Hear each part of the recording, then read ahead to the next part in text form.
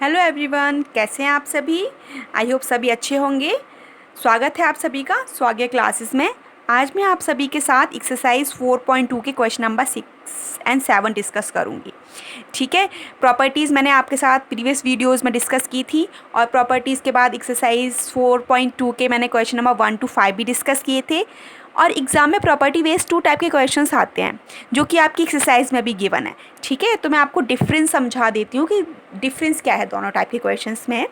जैसे कि question number 6 लेके 14 तक में गिवन है by using properties of determinants in exercise 6 to 14।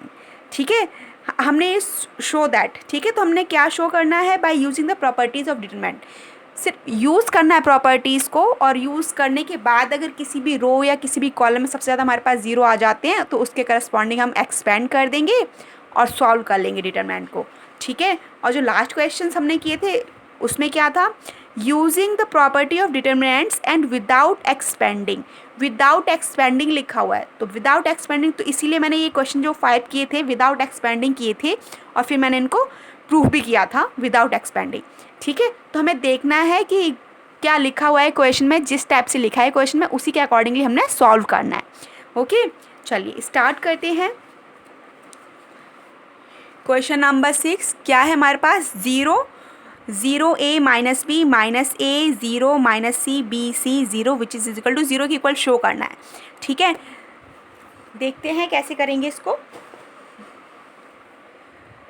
LHS मैंने लिख लिया है, RHS तो हमने 0 ही लेकर आना है, तो LHS लिख लिया है मैंने। क्या है वो, 0 a -b -a 0 -c b c 0।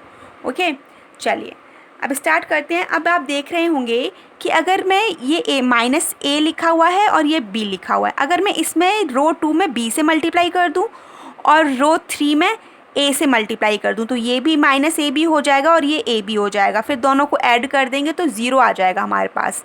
Okay, चलिए तो फिर यही करते हैं। क्या करेंगे, रो 2 में मैं मल्टीप्लाई करूँगी BR2 का।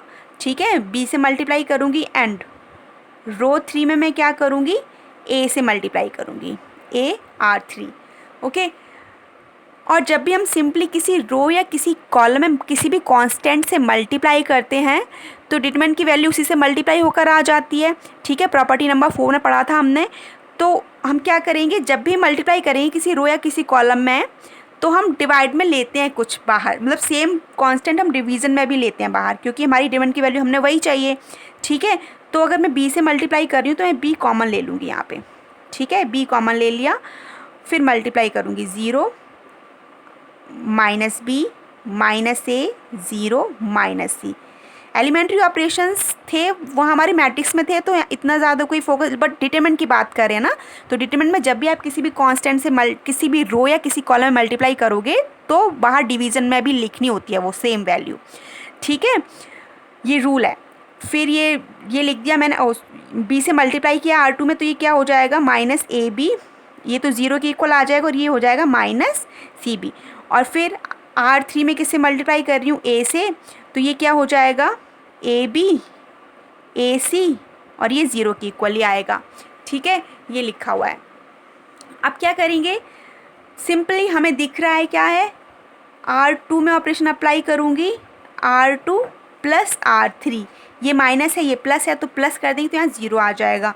तो क्या हो जाएगा, ये BA और ये हो जाएगा 0a -b। R2 में ऑपरेशन अप्लाई कर रही हूँ, R2 + R3 तो -ab + ab। ठीक है, तो क्या हो जाएगा, -ab + ab which is equal to 0। तो ये 0 आ गया और फिर हमारा 0 + ac, तो ये ac ही आ जाएगा हमारे पास एज इट इज़, और ये -cb 0 तो ये -cb ही आ जाएगा। ओके, अब हमने क्या करना है, ab ac and 0।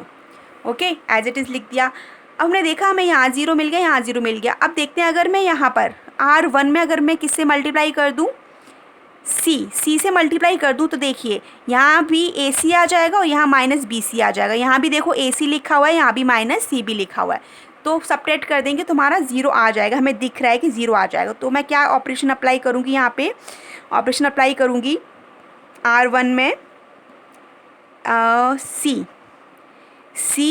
R1, CR1, C से मल्टीप्लाई कर रही हूँ मैं R1 में, ठीक है। तो क्या हो जाएगा ये हमारा ए बी तो लिखा ही हुआ है, तो हमारा क्या हो जाएगा ए बी सी जैसे आएगा तो हमने इसमें किया तो 0 इंटू सी 0 ही रहेगा, ए इंटू सी ए सी आ जाएगा और माइनस बी इंटू सी माइनस बी सी आ जाएगा।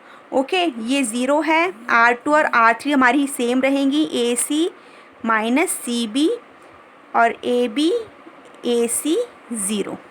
ओके, नाउ अब देखिए अगर मैं यहाँ इसको सपरेट कर दूँ, R1 माइनस R2 कर दूँ तो 0 आ जाएगा, दिख रहा होगा। तो अब नेक्स्ट ऑपरेशन क्या हो गया हमारा, R1 में ऑपरेशन अप्लाई कर रही हूँ, R1 माइनस R2। जैसे ही मैं ये ऑपरेशन अप्लाई करूँगी तो ये हमारा क्या आ जाएगा 1/ABC, और ये क्या हो जाएगा 0 माइनस 0 तो 0 ही आ जाएगा, AC माइनस AC, AC है R1 के प्लेस पे AC है, ठीक है। AC माइनस R2 के प्लेस पे भी AC है, तो ये क्या आ जाएगा हमारा 0 के इक्वल आ गया, तो ये भी 0 आ गया। ओके, ये लिखा हुआ माइनस बी सी और माइनस साइन पहले से है माइनस, और ये सी बी है या बी सी बी लिखा हुआ है तो इसको हम बी सी भी लिख सकते हैं, ठीक है। ये माइनस बी सी और minus minus plus B C. Okay, तो ये हमारा किसके इक्वल आ गया, ये भी हमारा 0 के इक्वल आ गया। 0 ये हमारा 0 A C minus C B A B A C and 0। Okay, अब देख रहे हैं आप हमारी रो 1 क्या आ गई है 0 की इक्वल आ गई है। और हमने प्रॉपर्टीज़ जब डिस्कस की थी तब भी मैंने बताया था आपको, और जब डिटरमिनेंट डिस्कस किया था स्टार्टिंग में कॉन्सेप्ट बताए थे तब भी डिस्कस किया था। जब भी किसी डिटरमिनेंट का कोई भी एक रो या कोई भी एक कॉलम के सभी एलिमेंट्स 0 के इक्वल होते हैं तो डिटरमिनेंट की वैल्यू क्या आ जाती है, वो 0 की इक्वल ही होती है। क्योंकि अगर आप एक्सपेंड भी करोगे ना रो 1 के करस्पॉन्डिंग तो दिस 0 इंटू 0 ही आएगा, ये इसके करस्पॉन्डिंग भी जो एलिमेंट आएंगे 0 से मल्टीप्लाई हो जाएगा 0, इसके करस्पॉन्डिंग भी जो एलिमेंट आएंगे वो 0 से मल्टीप्लाई होकर 0 ही हो जाएंगे, ठीक है। तो जब भी किसी भी रो या किसी कॉलम के सभी एलिमेंट 0 के इक्वल होते हैं तो वैल्यू ऑफ डिटरमिनेंट क्या होती है 0 होती है, ठीक है। तो वही रूल अप्लाई हो गया। तो जब ये हमारे पास 0 है तो क्या आ जाएगा A B C into whole, इसकी होल इस डिटरमिनेंट की वैल्यू क्या आ जाएगी 0 की इक्वल आ जाएगी, ठीक है। तो विच इज इक्वल टू 0, जो हमारा क्या आ जाएगा यहाँ से RHS, हैंस प्रूव्ड। तो हमने इस क्वेश्चन को प्रूफ कर लिया। मैंने प्रॉपर्टीज़ ही यूज़ की हैं, एक्सपेंड नहीं किया, ठीक है, क्योंकि एक्सपेंडिंग की ज़रूरत ही नहीं पड़ी। अगर एक्सपेंड करती भी मैं तो यहाँ पर करती। देखिए क्वेश्चन तो आपको प्रॉपर्ली समझ आ गया होगा कि जब भी हम देखिए एक बारी फिर से बता देती हूँ, फिर दोबारा कॉन्सेप्ट बताऊँगी आपको। R2 में मल्टीप्लाई किया मैंने BR2, जैसे मैंने बताया किसी भी रो किसी भी कॉलम में मल्टीप्लाई करते हैं इंडिपेंडेंटली तो हम वही डिवीज़न में ले लेते हैं बाहर, ठीक है।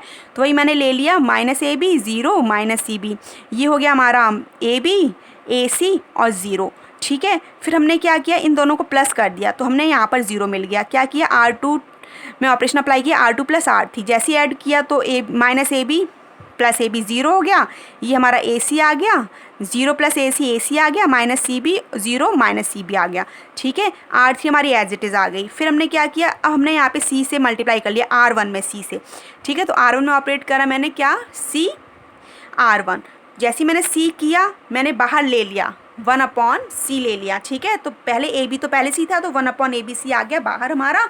तो यहाँ पर क्या आ गया मल्टीप्लाई कर लिया तो ये हो गया 0 AC minus B C 0 AC minus B C A B A C 0।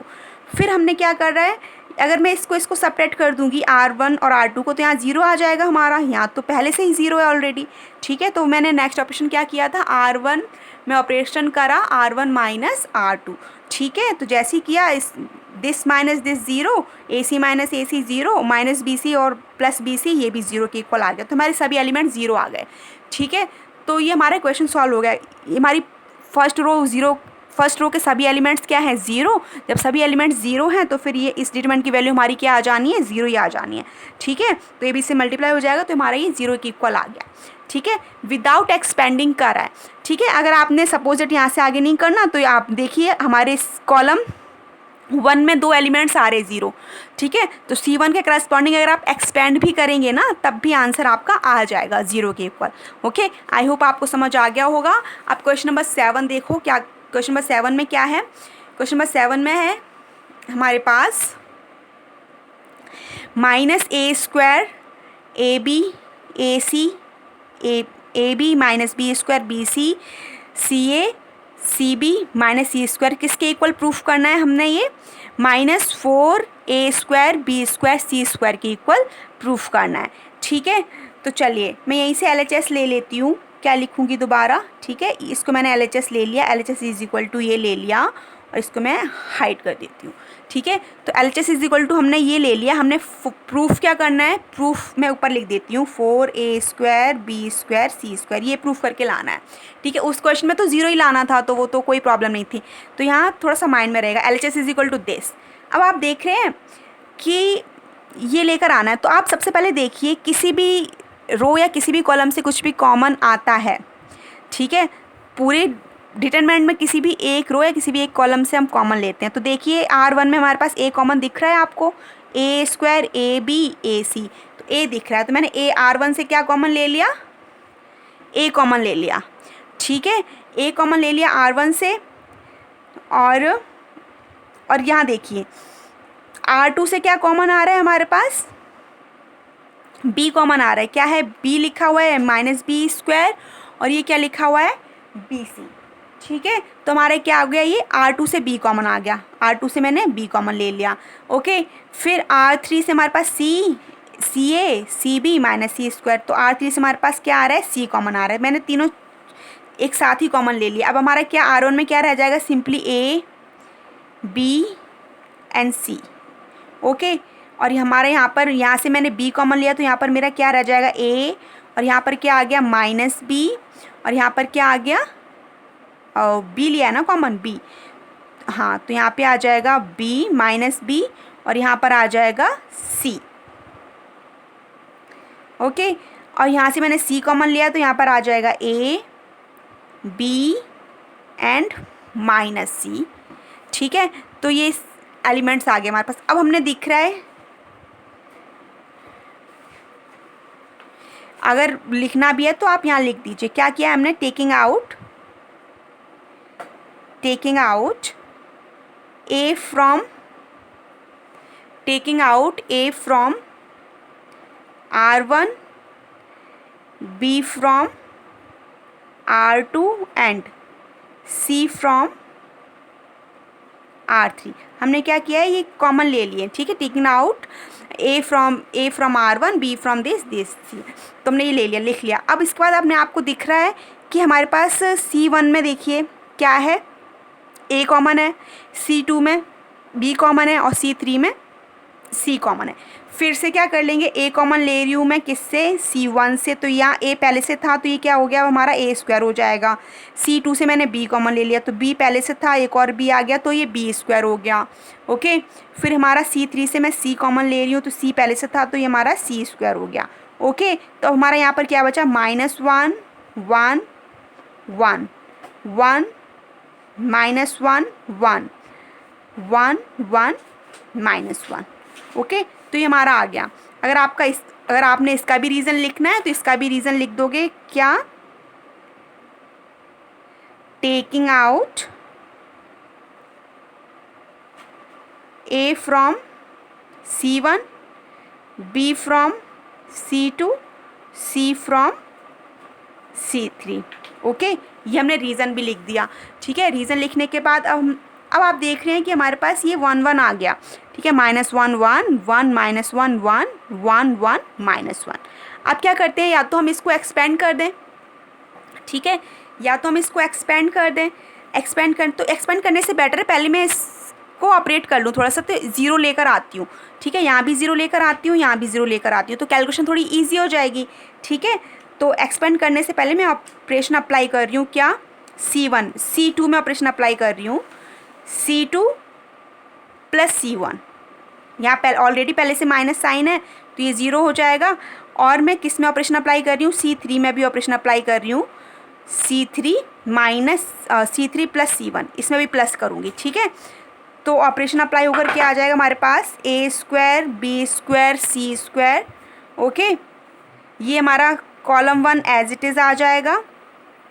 तो कॉलम 1 एज इट इज़ आएगा, क्या है? -1 1 1, और ये हमारा क्या हो रहा है? C1 + C2, तो ये क्या हो गया? 0, और ये होगा, ये भी हमारा 0 हो जाएगा। 1 - 1 0, और ये 1 1 2। ये 2 के इक्वल आ गया। फिर यहाँ पे देखिए C3 है, C3 प्लस C1 करेंगे तो C3 क्या है 1 और -1 0 आ गया ये, और 1 + 1 0 और 1 - 1 ये भी 1 + 1 ये हमारे किसके इक्वल आ जाएगा 2 के इक्वल आ जाएगा। ओके, और ये हमारे क्या है 1 - 1 तो ये किसके इक्वल आ गया 0 के इक्वल आ गया। Okay,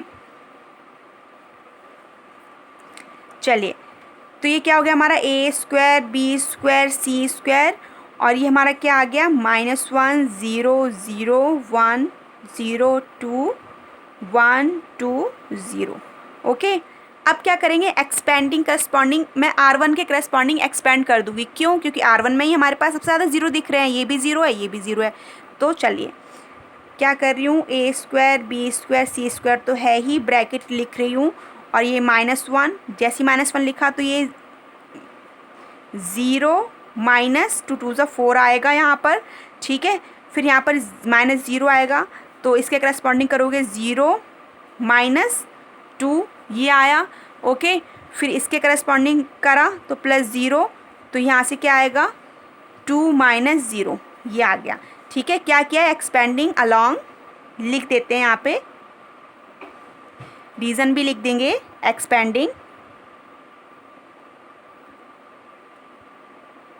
along R1, expanding along R1 लिख दिया। ठीक है, R1 के करस्पॉन्डिंग एक्सपेंड कर दिया तो यहाँ से क्या आया a² b² c² और यहाँ -1 और -4 +4 हो जाएगा। ठीक है, ये तो 0 है तो ये हो पूरे टर्म 0 ही आ जाएगा, 0 के इक्वल, ये भी 0 से मल्टीप्लाई हो रहा है, ये भी 0 के इक्वल आ गया। ठीक है, तो यहाँ से मैं कुछ नहीं करना तो ये हमारा क्या आ गया 4a² b² c² which is = RHS। तो ये हमारा RHS के इक्वल आ गया। ठीक है, हमारा क्वेश्चन सॉल्व हो गया, हमने यही तो करना था 4a² b² c²। ठीक है, आई होप समझ आ गया होगा। ठीक है, कैसे किया था एक बार फिर से बता देती हूँ, रिपीट कर देती हूँ। R1 से मैंने कॉमन लिया A, R2 से B और R3 से C। ठीक है, कॉमन लेने के बाद जो हमारे पास -a b c a -b c और a b -c बच गया। फिर उसके बाद हमें दिख रहा था C1 से भी कॉमन आ रहा था A, C2 से कॉमन आ रहा था B और C3 से आ रहा था C, वो भी कॉमन ले लिया। कॉमन लेने के बाद फिर मैंने रो 1 में 0 बनाए हैं तो मैंने ऑपरेशन अप्लाई किया, क्या C2 + C1 किया तो ये देखिए C2 + C1 किया तो ये हमारे 0 के इक्वल आ गया, ये भी 0 के इक्वल आ गया, ये 1 + 1 2 हो गया।